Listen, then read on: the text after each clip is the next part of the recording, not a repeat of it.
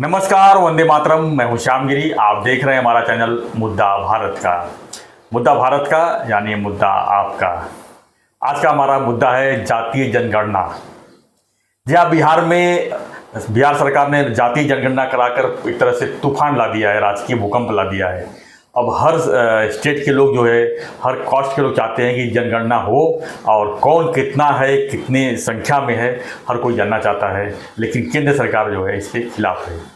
क्या है पूरी सच्चाई, इसी पर हम विशेष चर्चा करेंगे। हमारे साथ में है विवेक जोशी जी, जो सीनियर एडवोकेट हैं मुंबई के, और हमारे हर जो सवालों पर जो है स्टडी करके जवाब देते हैं। और विवेक सर के लिए जो है हमारे व्यूवर्स जो है काफ़ी इंतज़ार भी करते हैं। उनको एक एक जो वीडियो जो है अच्छी तरह से देखते हैं और हमें अच्छा लगता है कि उसका जो कमेंट्स है वो काफ़ी पॉजिटिव रहता है और लोग काफ़ी कुछ जानना चाहते हैं।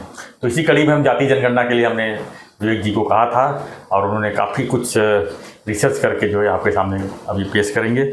तो विवेक जी, आपका स्वागत है हमारे चैनल में। धन्यवाद सर। क्या कहेंगे सर, हमारे जो जातीय जनगणना जो हुई है, इसको तो एक्चुअली सेंट्रल गवर्नमेंट कराती है। जातीय जनगणना जो है सेंट्रल गवर्नमेंट कराती है, लेकिन जो सर्वे कराया है बिहार सरकार ने, क्या मानते हैं आपको, कितना सही है, कितना होना चाहिए या नहीं होना चाहिए? जय हिंद, वंदे मातरम दोस्तों जी सर। जो सेंसस है जी, वो एक सेंसस एक्ट 1948 का एक्ट है जिसके तहत सेंसस होता है और सेंसस कराने की जिम्मेदारी भारत सरकार की है जी जातिगत सेंसस कराना या ना कराना ये सरकार के ऊपर डिपेंड करता है। सेंसस एक्ट में कहीं पर ये नहीं लिखा है कि आपको जातिगत सेंसस कराना चाहिए। जी। तो अभी जो इन लोगों ने ये जो बिहार सरकार की तरफ से ये उठा है और बाकी और जो राजनीतिक दल ये सब बात कर रहे हैं, ये बेसिकली एक राजनीतिक सोच है। इसमें ओबीसी, क्योंकि आज सब लोग ओबीसी के ऊपर फोकस कर रहे हैं, अदर बैकवर्ड कास्ट के ऊपर फोकस कर रहे हैं, तो मैंने जो स्टडी करी मुझे नहीं लगता उसके हिसाब से कि किसी को ओबीसी वर्ग की सही में चिंता है। ये मेन चीज़ जो है ऐसा देखने में दिखता है कि ये अपने वोट साधने की एक कोशिश है जी। जो जैसे जैसे आपकी चर्चा मेरे साथ आगे बढ़ेगी मैं उस चीज़ को आपको बताऊंगा सर। जी। तो विवेक जी जो है, ये मेरे ख्याल से जातीय जनगणना जो है अंग्रेजों के ज़माने में हुई है 1931 में। क्या मैं सही हूँ? हाँ, काफ़ी हद तक आप सही हैं सर। तो क्या लगता है क्यों ऐसा हुआ कि अभी सरकार को ज़रूरत ही नहीं है जनगणना करना चाहिए, जबकि हर लोग चाहते हैं कि हमारी संख्या कितनी है, हमारी जाति की संख्या कितनी है, हर कोई जानना चाहता है ओबीसी कितनी है, एससी कितनी है, ओपन कितने हैं। आखिर में आरक्षण के लिए इतने जो बहस हो रही है, आरक्षण के लिए इतनी दावेदारी की जा रही है, आंदोलन हो रहे हैं, तो क्या जातीय जनगणना आने से जो है किसी को नुकसान होने वाला है इस पर? सर, जातीय जनगणना आने से किसी को नुकसान होने वाला नहीं, लेकिन किसी को फायदा भी नहीं होने वाला जी। और अगर जातीय जनगणना आएगी तो मैं तो इसका स्वागत करूंगा सर। लेकिन मैं आपको जो मेरी स्टडी है मैं उसके बारे में आपको बताता हूं सर। मैंने शुरू से लेकर आखिरी तक बहुत सारे अखबार खंगाले, मैंने बहुत सारे किताबें पढ़ी, उसके बाद मैं इस मुद्दे पे पहुंचा हूँ। एक्चुअली आज 2024 में जो जातीय जनगणना की बात चल रही है ये मंडल कमंडल 2.0 है जी। 1990 के दशक में सर आपने सुना होगा, मैं तो उस समय 10वीं में क्लास में था जब ये फर्स्ट टाइम मंडल कमंडल की बात चली थी, जब बीपी मंडल जी द्वारा, बीपी सिंह थे उस समय राजा विश्वनाथ प्रताप सिंह भारत के प्रधानमंत्री थे और उन्होंने मंडल कमीशन की रिपोर्ट लागू करी थी। लेकिन मंडल कमीशन की रिपोर्ट लागू करने से पहले जो हुआ वो मैं आपको बताता हूं सर। जनता दल सर 11 अक्टूबर 1988 को इसका गठन हुआ और उस दिन जो हमारे देश के श्री जयप्रकाश नारायण जी जो थे उनका जन्मदिन था जी।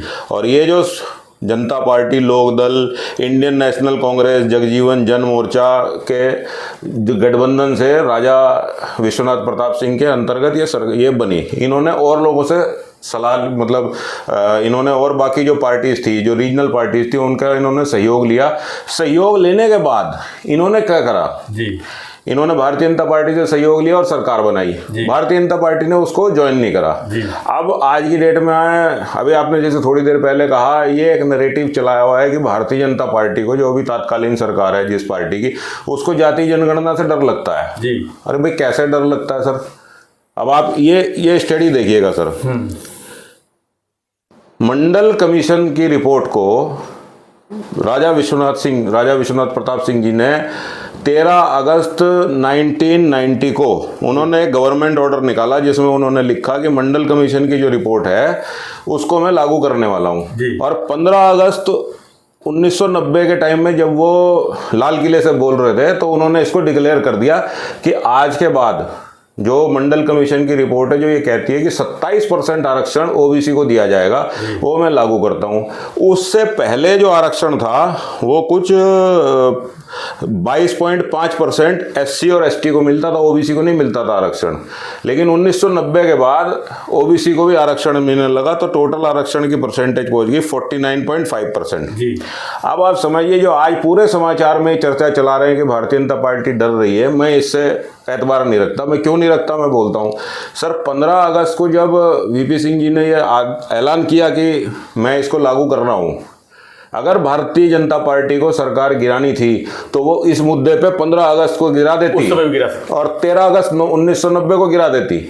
लेकिन उन्होंने इनकी सरकार गिराई नहीं, क्योंकि भारतीय जनता पार्टी कभी भी अदर बैकवर्ड कास्ट या एससी एसटी या जो भी हमारे दलित समुदाय के लोग हैं उनके अगेंस्ट ही, ऐसा कुछ नहीं हुआ। अब इस बीच में सर क्या हुआ, अडवाणी जी की रथ यात्रा चालू हो गई। आपको समस्तीपुर याद होगा, समस्तीपुर में लालू प्रसाद यादव जी ने अडवाणी जी का रथ रोक दिया, उन्हें अरेस्ट कर लिया और वो जो तारीख थी वो 23 अक्टूबर 1990 थी। उनका ये करना और राजा विश्वनाथ प्रताप सिंह की सरकार का गिरना एक ही दिन है। उस दिन भाजपा ने अपनी सरकार सपोर्ट विड्रॉ कर ली बाहर से जो कर रहे थे और सरकार गिर गई। अब मुझे बताइए अगर भाजपा इनके खिलाफ होती, ओबीसी के रिजर्वेशन के खिलाफ होती तो क्या होता? तो सरकार 15 अगस्त को गिरनी चाहिए थी, अक्टूबर तक क्यों वेट करते हैं? तो पहला तो ये इनका जो चलाया हुआ नैरेटिव है ये बिल्कुल बकवास है, इसमें कोई तथ्य नहीं, कोई सच्चाई नहीं है जी। अब मैं आपके एक सवाल का जवाब देता हूँ कि सर जनगणना, जातिगत जनगणना की या किसी तरह की जनगणना की आवश्यकता क्यों है सर? सर जनगणना से क्या होता है, आप एक स्टैटिस्टिक्स इकट्ठी कर रहे हैं, आप एक डेटा इकट्ठा कर रहे हैं जिसमें आप ये बता रहे हैं इतने ये हैं, इतने ब्राह्मण हैं, इतने क्षत्रिय हैं, इतने वैश्य हैं और इतने दलित हैं। और उसमें भी अब आप कह रहे हैं कि दलित समुदाय में भी एससी एसटी और ओबीसी जो जातियां हैं वो अलग करें। जिस समय हिंदुस्तान आज़ाद हुआ था उस समय सर 6000 जातियाँ थी टोटल मिला के, 6000 जातियाँ थी। अब आज उन जातियों में भी जातिगत विभाजन होते होते मेरे को लगता है 4 लाख से कम जातियाँ नहीं होंगी हिंदुस्तान में। अब आप इतनी बड़ी एक्सरसाइज, इतने बड़े लेवल की एक्सरसाइज कैसे करेंगे? फिर भी मैं आपको एक बात बोलता हूँ, जब मंडल कमीशन की सर जो रिपोर्ट आई तो आपके दर्शकों को लिए बता दूँ, मंडल कमीशन की रिपोर्ट में बात बड़ी क्लियर लिखी थी कि साहब हिंदुस्तान की 52% पॉपुलेशन ओबीसी समुदाय से आती है, 52% जो हैं ओबीसी समुदाय के हैं। इसलिए उन्होंने रिकमेंड किया कि 27% आरक्षण इन्हें भारतीय जो नौकरियां हैं। ओबीसी में कितने टोटल कॉस्ट बैठ जाते हैं जो कि इतने 54% आ जाते हैं? सर आप समझो जो एससी एसटी में नहीं बैठे, शेड्यूल कास्ट और शेड्यूल ट्राइब में नहीं बैठे, वो सारे ओबीसी में बेचारे, वो सारे ओबीसी में। अब मैं इस चर्चा को आगे बढ़ाता हूं कि सर जब इन्होंने ये स्टैटिस्टिकल डेटा गवर्नमेंट को एक पॉलिसी मेकिंग के लिए चाहिए कि सर उन्हें अपनी वेलफेयर स्कीम बनानी है, तो किस वेलफेयर स्कीम में क्या करना है, किस समुदाय के लिए क्या करना है, उस हिसाब से उनको ये डेटा चाहिए। इसलिए टाइम अगेन ये लोग करवाते रहते हैं सर। अब जब सर ये चीज़ हो गई तो आपने अभी थोड़ी देर पहले जब सर चर्चा चालू करी तो आपने बोला कि सर ये जातिगत जनगणना जो है 1931 में हुई थी। अब मैं जरा इसके इतिहास में जा रहा हूँ। ये कोई जातिगत जनगणना है तो सर शुरू से हिंदुस्तान के ब्लड में रही है, ये तो बिल्कुल झूठ है कि ये अब इन्हें करानी है। सर 1882 में जो दूसरे लोगों का काम किया हुआ है उसका रिजल्ट मुझे मिल जाए इसलिए हम झंडा लेके खड़े हो जाते हैं। 1882 में सर विलियम हंटर और महात्मा ज्योतिबा फुले ये दोनों ने सबसे पहली बार कास्ट बेस्ड रिजर्वेशन की नींव इन्होंने रखी। किसने रखी सर? विलियम हंटर और ज्योतिबा फुले 1882 में इन्होंने रखी। उसके बाद इसकी झलक मिंटो रिफॉर्म और गवर्नमेंट ऑफ इंडिया का जो एक्ट बना 1919 का और 1935 का, ये सब उसमें था जातिगत बेस्ड जनगणना। अब आपको मैं बताता हूँ सर उसके बाद क्या हुआ। 16 अगस्त 1932 की डेट है। उस समय सर ये राउंड टेबल कॉन्फ्रेंस वगैरह सब हुआ करती थी जो इंग्लैंड में होती थी, जिसमें यहाँ से अपने बाबा साहब भीमराव अम्बेडकर गए दलितों का रिप्रेजेंट करने के लिए। गांधी जी तो पहली में गए नहीं, दूसरी में गए थे। तो 1932 में एक कम्युनल अवार्ड पास हुआ जिसको Ramsay McDonald British prime minister जो था उसने दिया। इसके बाद आप दूसरी तारीख देखिए 26, इस अवार्ड को पास होने का विरोध करने के लिए गांधी जी धरने पे बैठ गए और इन्हें येरवाड़ा जेल में बंद कर दिया गया। 24 सितंबर 1932 में डॉक्टर अंबेडकर, मदन मोहन मालवीय, फिरोज शाह, साना इजाज और मोहनदास करमचंद गांधी जी, इन सब के बीच में एक पैक्ट हुआ जिसको पूना पैक्ट के नाम से जानते हैं। ये सारा जो सिस्टम चला आ रहा है ये वहाँ से चला आ रहा है। इसके बाद मैं बताता हूँ सर, 1941 में सबसे पहली बार हिंदुस्तान में कास्ट बेस्ड डेटा कलेक्ट किया सर, 1941 में, लेकिन वो कभी पब्लिश नहीं हुआ सर। अब मैं आपको जैसे जैसे मैं इस स्टैटिस्टिक्स में आगे बढ़ूंगा मैं आपको ये दिखाऊंगा कि सरकारों ने ओबीसीओं के साथ कैसा अन्याय किया और आज ये सब नंबर बनाने के लिए बैठे हैं। अब आप देखिए 1947 में हिंदुस्तान आज़ाद हो गया। 1947 से लेकर 1991 तक, 1947 से लेकर 1991 तक जितने भी रिजर्वेशन जो हुए वो सिर्फ एससी और एसटी को दिए गए। ओबीसी भाइयों को कोई इन्होंने रिजर्वेशन कभी दिया नहीं मिली। अब ये बात ये आती है कि सर जो ओबीसी भाई थे हमारे देश के, जो वो भी दलित समुदाय से आते हैं, उनके साथ इतना बड़ा अन्याय क्यों? आपको ऐसा क्या हुआ कि 1991 में आपको ये जाग आई कि भाई हमें आप देना चाहिए? आपने पहले क्यों किया? आगे बढ़ते हैं। उसके बाद सर मंडल कमीशन आया। मंडल कमीशन 1 अप्रैल 1979 को स्थापित हुआ और मंडल कमीशन ने अपनी रिपोर्ट 31 दिसंबर 1980 को दे दी, जिसमें उसने लिखा कि 52% of total population of India is OBC. इसलिए मैं रिकमेंड करता हूं कि 27% गवर्नमेंट जॉब में रिकमेंडेशन इनको दिया जाए, इनको रिजर्वेशन दिया जाए। सर अब आप बताइए, ये 1979 की बात है।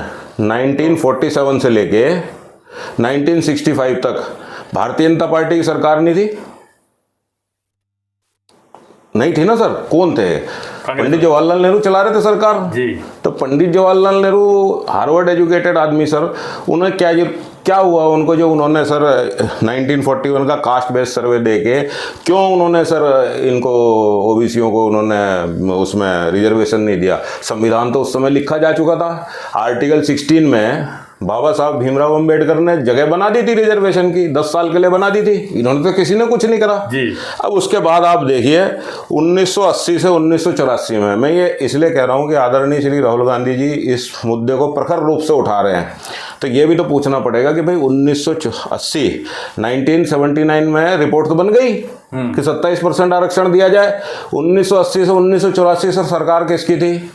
कांग्रेस की थी, Shrimati Indira Gandhi sir, iron lady of India. आपकी नानी जी की सरकार थी।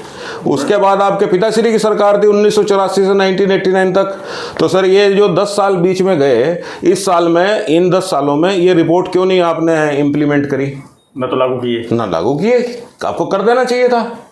तो आप क्यों बोल रहे हैं? अब दिखा रहे हैं। हाँ, अब जो है अब क्यों बोल रहे हो उसकी भी चर्चा करते हैं सर आगे। सर ये फाइल जो है 1979 से लेके ये प्राइम मिनिस्टर ऑफिस में किसी अलमारी में बंद थी। एक किस्सा ऐसा भी है कि जब वीपी सिंह जी की सरकार डावाडोल थी तो ये फाइल उन्हें निकाल के किसी ने दी। कितना सच है कितना झूठ मैं नहीं जानता, लेकिन मैंने जो किताबें और अखबार पढ़े पुराने उसमें लिखा है। उन्होंने वो फाइल की धूल झाड़ी, बोला अच्छा यहाँ पढ़िए, चलो इसे इम्प्लीमेंट कर देते हैं। उन्होंने भी बगैर सोचे समझे, बगैर देखे, बगैर किसी सलाह लिए उन्होंने ये इम्प्लीमेंट कर दिया। और उसके बाद जो मंडल कमीशन का विरोध हुआ वो तो सबने देखा सर। काफी लोग जाने गए उसमें, काफी लोग जान गई। जो यंग स्टूडेंट थे वो काफी आंदोलन। जब आप इतना बड़ा मुद्दा लेके देश के सामने जा रहे हैं और ये कर रहे हैं तो आपको सोचना चाहिए। अब इसके आगे चलते हैं सर। 1992 में ये ऑर्डर सुप्रीम कोर्ट में चैलेंज हुआ। चैलेंज करने वाली थी इंदिरा साहनी। उन्होंने यूनियन ऑफ इंडिया के वर्सेस एक रिट पिटीशन फाइल करी। सुप्रीम कोर्ट ने 1992 में डिसाइड कर दिया और बोला कि भैया ये जो है अनकॉन्स्टिट्यूशनल नहीं है, 27% रिजर्वेशन। तो अब ये इस देश का कानून बन गया। ओबीसी भाई जो हैं वो अब 27% के हकदार हैं। अब इसमें किसी को सवाल नहीं उठाना चाहिए, क्योंकि अभी इस देश के सर्वोच्च न्यायालय ने फैसला दे दिया और संविधान में भी लिखा है सर। सर अब ये आपको मैं अब दूसरी चीज़ बताता हूँ सर। 1951 से लेके 2011 तक जितने भी सेंसस की रिपोर्ट पब्लिश हुई उसमें सिर्फ डेटा में शेड्यूल कास्ट और शेड्यूल ट्राइब को अलग से दिखाया जाता था, बाकी किसी कास्ट को ये अलग से नहीं दिखाते थे। 1991 से लेकर 2011 तक भाजपा नहीं थी सर, कौन था वो सबको पता है। 2011 में पहली बार भारत सरकार ने 5,000 करोड़ रुपए का इन्वेस्टमेंट किया और उन्हें सोशो इकोनॉमिक कास्ट सेंसस करा, जिसकी रिपोर्ट इन्होंने आज तक नहीं सबमिट करी। कितना खर्चा करके कुछ 5,000 करोड़ के। और सर जो रिपोर्ट बनी उसका डेटा हिंदुस्तान की सरकार आज तक सही नहीं कर पाई है। आज भी वो बोलते हैं कि हमारा जो इस तारीख का डेटा है, ये तारीख का जो 2011 में जो सर्वे हुआ वो डेटा सिर्फ 92% ठीक है, अभी भी 8% उसमें कमी है, ये कर नहीं पाए। अब तो और कमी हो गई होगी। 2021 का सेंसस इन्होंने डिले कर दिया सर, रोक दिया। अब बताइए सर आगे अब क्या पूछना चाहते हैं आप, तो मैं आपको बताऊं सर। सर ये बताइए मेरे को, जातीय जनगणना तो ठीक है, लेकिन क्या आपको नहीं लगता कि इकोनॉमी जनगणना भी करना चाहिए कि जो कास्ट के हिसाब से नहीं, लेकिन जो इकोनॉमी मतलब फाइनेंस के हिसाब से जो है, जो गरीब से गरीब है उनको आरक्षण मिलना चाहिए। सर सबसे पहली बात, आरक्षण आज की डेट में हिंदुस्तान की ज़रूरत है। हमारे वहाँ बहुत सारे त्रस्त ऐसे लोग हैं जिन्हें आज भी सुविधाएं नहीं मिलती, तो उनका देखभाल करना हमारी ज़रूरत है। सर वियतनाम एक ऐसी कंट्री है, उससे हमको सीखना चाहिए। वियतनाम में क्या हुआ था सर, अमेरिका ने हमला करा और एजेंट ऑरेंज नाम का एक उन्होंने एजेंट छिड़का, जिसकी वजह से सर वहाँ आज भी जो बच्चे हैं अपंग पैदा होते हैं। तो हर वियतनामी जो सही था उन्होंने ये कसम उठाई कि हम अपने एक सही आदमी 4 अपंगों को पालेगा। और सर तब से कितने साल बीत गए, आज उसका जो रिजल्ट है वो देखने को दिखता है। आज वहाँ जनता खुश है और ये सब चीज़ें हैं। तो ये किसी ने तो उनके अंदर नेशनलिज्म भरा। तो मैं तो ये मानता हूँ कि सर जो आज की डेट में जो जनरल पब्लिक है उनको आगे आना चाहिए। ठीक है भाई, इनको रिजर्वेशन चाहिए, इनको दो, लेकिन रिजर्वेशन से कुछ होने वाला नहीं है जी, क्योंकि वो बेचारे जो रिजर्वेशन जिनको आप दे रहे हो वो तैयार ही नहीं है उस तरह की नौकरी करने के। तो क्या करेंगे सर? अब तो इतनी जो राजनीति जो है ये विवाद क्यों होते जा रहा है कि अभी बिहार सरकार ने एक सर्वे कराया खाली, और उसके बाद जो है बाकी तो लोग विरोध में लग गए। और दूसरी बात जो है, बिहार सरकार करना क्या चाहती है आखिर में इसमें? अब बिहार, आपको मैं इसकी भी स्टडी में बताता हूँ सर।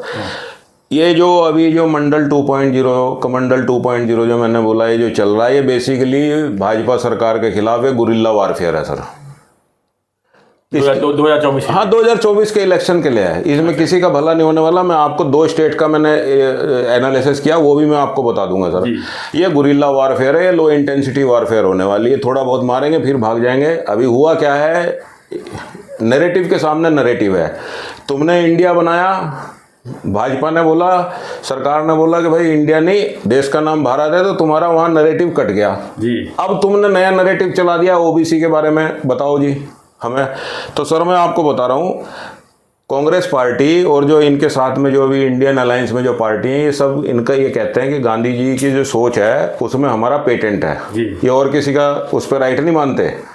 अब गांधी जी के व्यूज़ में बताऊँ आपको सर, कास्ट बेस्ड सेंसस के बारे में क्या थे, मैं पढ़ के सुनाता हूँ सर। देखिए, Gandhi ji views on caste based census India 1947 से 48 के बीच में ये बोलते थे, India has become independent and is moving towards a modern world and democracy. There is no need for caste census. Caste will become irrelevant in independent India and caste counting will create further divisions. ये मेरे शब्द नहीं है sir, ये देश के राष्ट्रपिता जो हैं उनके शब्द हैं, गांधी जी के। और इसी चीज को जो सपोर्ट करते थे वो पंडित नेहरू भी इसी चीज को सपोर्ट करते थे। पंडित नेहरू 1948 के बाद से वो प्रधानमंत्री रहे और तब तक उन्होंने कास्ट बेस्ड सर्वे उनके जीवन काल में कभी नहीं हुआ। पंडित नेहरू भी कास्ट बेस्ड सर्वे के फेवर में नहीं थे। क्यों नहीं थे? क्योंकि ये लोग इनका क्या विचार था कि सर ये लोग कास्ट सिस्टम को हिंदुस्तान से अबॉलिश करना चाहते थे, खत्म करना चाहते थे। और मैं भी यही मानता हूँ कि कास्ट बेस्ड सिस्टम खत्म हो जाना चाहिए। अब 2014 में एक आदमी आया सर, जिसका नाम नरेंद्र दामोदर दास मोदी है। उसने बोला सबका साथ सबका विकास। तो भाई क्या गलत कह दिया उसमें? वो थोड़ी कह रहा है कि मैं ओबीसी को विकास नहीं दूंगा या SC ST को विकास नहीं दूंगा या मुसलमानों को विकास नहीं करने दूंगा। सबका साथ सबका विकास बेसिकली मोहनदास करमचंद गांधी जी की, पंडित नेहरू की, सरदार पटेल की राजनीतिक धरोहर है, उसने तुमसे छीन ली जी। अब तुम एक नया काउंटर नैरेटिव उसके सामने मतलब चालू कर रहे हो। अब मैं आपको बताता हूं सर, 2010 में पार्लियामेंट का डिबेट हुआ जिसमें बहुत सारी पार्टीज थी। 2010 में ये सब लोगों ने लगभग एग्री करा, सबने एग्री करा कि भाई कास्ट बेस्ड सर्वे होना चाहिए। और क्यों होना चाहिए उसका एक कारण ये भी था कि सुप्रीम कोर्ट में जब भी कोई पिटीशन चैलेंज के लिए जाती थी, सुप्रीम कोर्ट डेटा मांगता था, इनके पास कोई डेटा होता नहीं था। तो इन्होंने एग्री कर लिया सारी पार्टियों ने कि कास्ट बेस्ड सिस्टम पे हमको ये करना पड़ेगा। लेकिन उस समय कांग्रेस पावर में थी, इन्होंने करवाया नहीं। फिर उसके बाद यूपीए की सरकार थी, इन्होंने करवाया नहीं। और सर ये 2004 से लेकर 2014 तक जो यूपीए की सरकार थी वो इंतजार कर रही थी कि 2014 में गुजरात का चीफ मिनिस्टर प्रधानमंत्री बनेगा और ये काम वो करेगा, हम नहीं करेंगे। ये ऐसा मेरा मानना है। मुझे ऐसा लगता है कि ये वेट कर रहे थे, क्योंकि जब तुमने 2010 में पार्लियामेंट में डिबेट कर लिया और हर पार्टी ने एग्री कर लिया, तो भाई तुम उस समय थे, चिदम्बरम साहब को इन्होंने उसका हेड बनाया था, वो कास्ट बेस्ड सिस्टम को सेंसस करने का। उनके खुद के विचार ये थे कि सर ये बड़ा ही इलॉजिकल और इररिलेवेंट चीज़ हो जाएगी, क्योंकि इसमें क्या है, प्रैक्टिकली सर ये पॉसिबल नहीं है। आप कैसे करोगे? आप एक आदमी के पास जाओगे, क्वेश्चनर लेके, हाँ भाई बताओ, आप भरो, मैं आपको गलत इन्फॉर्मेशन दूं तो आपको क्या कैसे पता लगेगा कि मैं मतलब जो बोला वही हूँ, जो हूँ वो वही हूँ? उसका कोई प्रूफ तो है नहीं जी। तो उस सेंसस का फायदा क्या होगा? कोई फायदा नहीं होगा।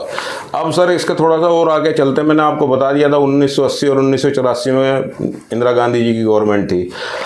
अब सर कास्ट बेस्ड सिस्टम पे आपने सेंसस करा लिया, तो आपका मंशा यही है ना कि जो ओबीसी भाई हैं उनको ज़्यादा नौकरियां मिलनी चाहिए, जिसकी संख्या ज़्यादा हो उसकी हिसाब भागीदारी उतनी होनी चाहिए। किस में नौकरियां देंगे? मतलब संविधान किस पे लागू है? आर्टिकल 16(4) में ऐसा लिखा है कि भाई जो सरकारी नौकरियां हैं उसमें इनको देना चाहिए। आज सरकार के पास नौकरी देने को है कहाँ? सरकार तो क्या चलाती है सर? सरकार के पास गिने चुने सर आज की डेट में जो नवरत्न है, 13 नवरत्न उनके पास हैं, जिसमें Bharat heavy electrical limited, BEL और ये सब है। 11 मिनी नवरत्ना है उनके पास। तो इसमें आप कितने ओबीसी भाइयों को एकोमोडेट कर लोगे? क्वेश्चन ये आता है। दूसरी चीज़ सर, जो बिहार में आज जो बात चल रही है, मेरा स्टडी, मेरा एनालिसिस आज मैं आपको उसका बताता हूँ क्यों मैं कह रहा हूँ कि राजनीतिक मुद्दा, इसमें ओबीसी का कोई भलाई नहीं होने वाली। सर 21 जून 2003 का आप तारीख याद कर लीजिए, बिहार में 18 पब्लिक सेक्टर एंटरप्राइजेस बंद कराई गई तत्कालीन बिहार सरकार ने जी। वो किसकी सरकार थी? और राबड़ी देवी जी की सरकार थी। लालू प्रसाद यादव जी जो हैं वो कंट्रोल कर रहे थे पीछे से। तो आज जब आप ओबीसी का मुद्दा उठा रहे हो तो ये कंपनियां तो बंद ही नहीं होनी चाहिए थी, क्योंकि ये लॉस मेकिंग कंपनी थी, इसलिए आपने बंद कर दी। महाराष्ट्र की मैं बात बताऊं आपको, 2015 में महाराष्ट्र में 7 लॉस मेकिंग गवर्नमेंट यूनिट जो है वो बंद करी गई। 2016 से 2021 में महाराष्ट्र के अंदर 5,506 कंपनियां बंद हुई हैं, और प्राइवेट कंपनियां हैं, सब प्राइवेट कंपनियां हैं, लेकिन 7 इसमें PSU हैं। अब मेरा आपसे एक सवाल है, आज जो है नीतीश कुमार जी, जो आदरणीय नीतीश कुमार जी हैं, उन्होंने ये मुद्दा सबसे पहले उठाया जी। भाई बिहार में तो देखिए कितनी 18 कंपनियां आपने बंद करी, पब्लिक सेक्टर एंटरप्राइजेस। और किसी को नौकरी दोगे तो किसमें दोगे? उसी में दोगे ना। तो आपका जब सरकार चल रही थी तो आप इन कंपनीज को रिवाइव करते जी। आज आप देखिए जैसे टाटा कंपनी है, सॉरी अपना एयर इंडिया कंपनी है, इसको टाटा ने टेक ओवर कर लिया। जब तक इसे सरकार चला रही थी तब तक इस कंपनी के पास जहाज खरीदने के लिए पैसे ही नहीं थे। आज जो ये कंपनी है, टाटा ने जब टेक ओवर करी, एयर इंडिया ने 700 जहाज का ऑर्डर दे दिया। सर एक जहाज के पीछे कितनी नौकरियां आएंगी? क्या ये सरकार कर पाती? तो अब मैं मेन मुद्दे पे आता हूँ सर। अगर आपको ओबीसी भाइयों का, दलित भाइयों का, SC ST भाइयों का और हमारी बहनों का जो उस कास्ट को बिलोंग करती हैं, अगर आपको उनका भला करना है तो सबसे पहले आपको अपना एजुकेशन सिस्टम दुरुस्त करना पड़ेगा। आज मान लीजिए सर मुझे चाहिए पायलट, आपके पास है नहीं, तो रिजर्वेशन देके क्या करेंगे आप जी? मैं ये कहता हूं कि सर भारत सरकार को, जिस भी पार्टी की सरकार आए, उन्हें सबसे पहले एजुकेशन पॉलिसी को दुरुस्त करना चाहिए। और जितने भी आज अभी जितने आपके वहाँ ओबीसी, SC ST दलित समुदाय के लोग हैं, उनकी एक पीढ़ी का आप एजुकेशन फ्री कर दीजिए। उनको इस लायक बनाइए कि वो बड़ी नौकरी, छोटी नौकरियों कर सकें। हर गाँव में ITI को पहुंचाइए, वहाँ पे अलग अलग तरह के ट्रेड को बनाइए, स्किल डेवलपमेंट का काम करिए। तो जो प्लानिंग कमीशन है वो ये मान के चले कि अगले 5 साल में हिंदुस्तान में कितनी नौकरियां चाहिए और इन नौकरियों के लिए हम बंदे कहाँ से लाएंगे। अगर आप ये मान के कास्ट बेस्ड सर्वे कराते हैं तो जो इकोनॉमिकली बैकवर्ड दलित हैं आप उनको जरूर दीजिए। और अगर आप सिर्फ ये कहते हैं कि सर मुझे तो सिर्फ वोट चाहिए इसलिए मैं ओबीसी का सर्वे कराऊंगा, तो ये बात न्याय संगत नहीं है, तर्क संगत नहीं है, ये कुतर्क है सर जी। तो कुल मिला क्या कहना चाहेंगे सर कि ये जो कास्ट का जो जनगणना है ये होना चाहिए नहीं होना चाहिए, शॉर्ट में बता दीजिए। कास्ट का जनगणना होना चाहिए, जरूर होना चाहिए। जो दलित हैं, इकोनॉमिकली बैकवर्ड दलित हैं, मैं फिर से बोल रहा हूँ, दलित और उसके साथ इकोनॉमिकली बैकवर्ड, जो इकोनॉमिकली आगे बढ़ गया उसको रिजर्वेशन नहीं देना चाहिए, क्योंकि वो एक बेचारे और दलित का रिजर्वेशन खा रहा है, उसको जरूरत नहीं। हाँ, मैं ये नहीं कह रहा कि दलितों का आप रिजर्वेशन निकाल के जनरल कास्ट को दो, नहीं। अब आज की तारीख में आधार कार्ड है, पैन कार्ड है, सब कुछ इससे मालूम पड़ जाता है कि कौन कितना आगे जा चुका है। आप उनको रिजर्वेशन दो। जैसे जैसे जो दलित तरक्की कर जाए, सक्षम बन जाए, आप उसको उस फील्ड में से हटाते जाओ, और धीरे धीरे आप ये जो हिंदुस्तान में कास्ट बेस्ड सिस्टम है, तू ब्राह्मण है, तू क्षत्रिय है, तू फलाना है, तू फलाना है, इसको बंद कर दीजिए। अगर आपको ये मंजूर है तो भाई साहब आपका स्वागत है, और अगर नहीं है तो आप गाली देते रहिए बीजेपी को, कोई फर्क नहीं पड़ता। 2024 का जो चुनाव है वो बताएगा कि मोदी जी गलत है, सही है, क्या है। जी, तो हम जो है अब अगले विषय पर भी अगली बार मिलेंगे, लेकिन जो जिस तरह से उन्होंने बताया विवेक जोशी जी ने, जातीय जनगणना जो है कितना सही है कितना गलत है, और उससे क्या क्या फ़ायदा हो सकता है और क्या क्या फ़ायदे के लिए ये सब मारामारी हो रही है, ये भी उन्होंने चर्चा की। तो आप क्या मानते हैं कि जातीय जनगणना किस बेसिक्स पे होना चाहिए? आप भी कमेंट बॉक्स जरूर लिखिए, और हमारा चैनल जरूर सब्सक्राइब कीजिए और बने रहिए हमारे साथ, देखते रहिए हमारा चैनल मुद्दा भारत का। हम विवेक जी से कहेंगे कि अलग अलग विषयों को जो है ऐसे स्टडी करके सरल भाषा में लोगों को जो है अपनी प्रक्रिया जरूर व्यक्त करें, और लोगों को ताकि ज़्यादा से ज़्यादा संख्या में लोग जो है हमारा चैनल देखें और उनको जो है हमारे चैनल से जानकारी मिल सके। धन्यवाद। जय हिंद, जय महाराष्ट्र सर।